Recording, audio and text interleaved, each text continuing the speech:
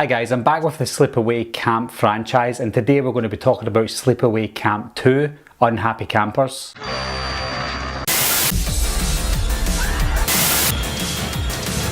Everybody's a suspect! Coming to get you, Bobber.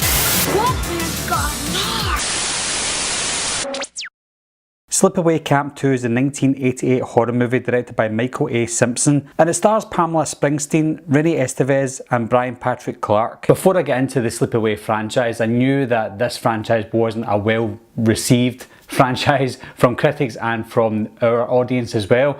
So I was getting into part 2 knowing that it probably wasn't going to be as good as part 1. Angela, supposedly reformed and living under an assumed surname, is working at a summer camp. However, when the campers start misbehaving, she soon reverts to her old ways. I mentioned in the Sleepaway Camp review that it takes a lot of inspiration from Friday the 13th, and it's the exact same in Sleepaway Camp 2. It takes a lot of the ideas from Friday the 13th, especially the beginning of this film.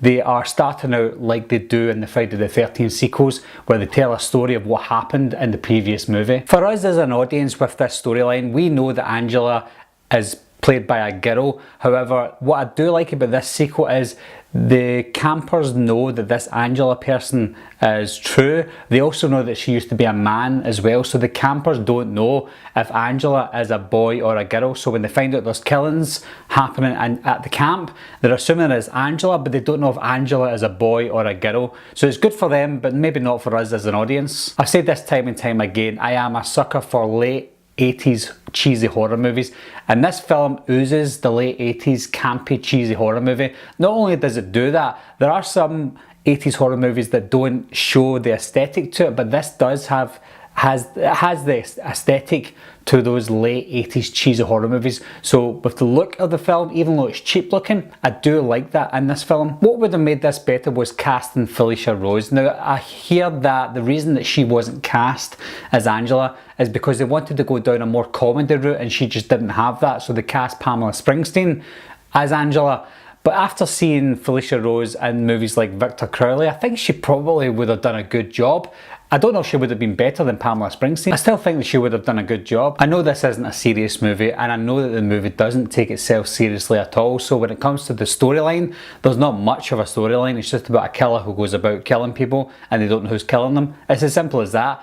But I do think that the characters are just completely pointless. Every single character is pointless. Even Angela is pointless in this film. They are literally only there to be killed off. There's two things I like better about this film than the original, and that's the score. I think the score again has got that late 80s nostalgic feeling to it, so I do like the score. Also the acting, albeit it's not great, the acting is far superior to the acting in the original movie. Another thing that I did quite like is we already know who the killer was. We knew the killer was Angela, so we didn't have to sit and think, oh, who's the killer? Because even if it was a different killer, it would have been pointless anyway. So I'm glad that we knew there was Angela, so we can forget about that part, trying to figure out who the killer is. All we're doing is watching Angela kill all these pointless characters one by one. And because of that, I think we kind of root for Angela, because everybody was so awful that even though Angela was equally as awful, I just thought everybody needs to die. Angela might as well kill them all. Something that I found very bizarre was most of the kids in this film looked like adults. They looked like they could be the counsellors. It's a massive step up of age, average age, than it was in the original film. The original film did have kids in it, maybe 13, 14-year-olds, whereas this one, it was mostly all adults. This was only 80 minutes long, and it felt like a really long movie, and that's not a good thing.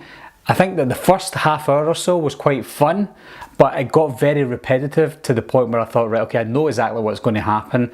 It's fun to look at, but it is quite boring. We got an unnecessary recap at the end of this film too, and I think that again is a testament to the length of the movie. It's only 80 minutes long, so I'm assuming that they didn't have enough footage, that they had to extend it and just completely show recaps of what we'd just seen, and again that was very pointless. I know that this film was filmed back to back with another movie, Sleepaway Camp 3.